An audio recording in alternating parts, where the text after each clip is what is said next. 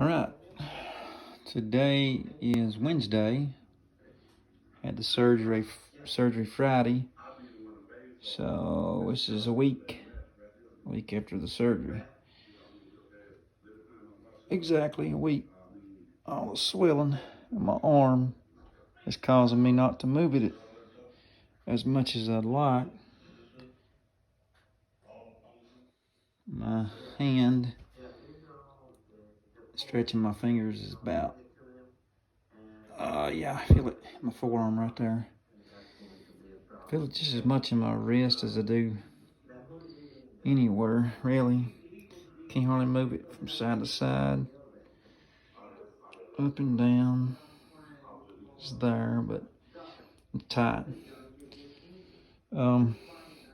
As far as range of motion, I'm gonna go down as far as I can go. About right there, it's about as far as I can go down. All right, I'm gonna move it up. Try to get it up as far as I can get it up. That's about it. That's about as far as I can go with it.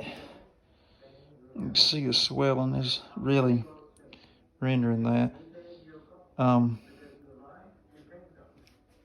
As far as moving my wrist over,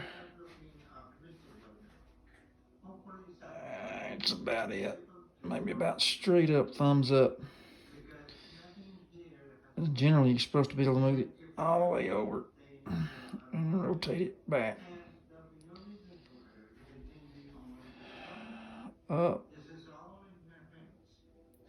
and then back down. They gave me this splint to put it in, and I wear it at night.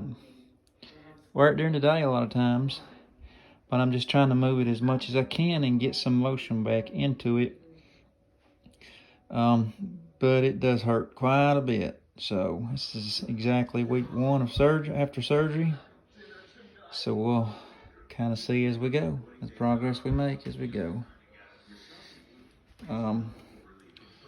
14 stitches.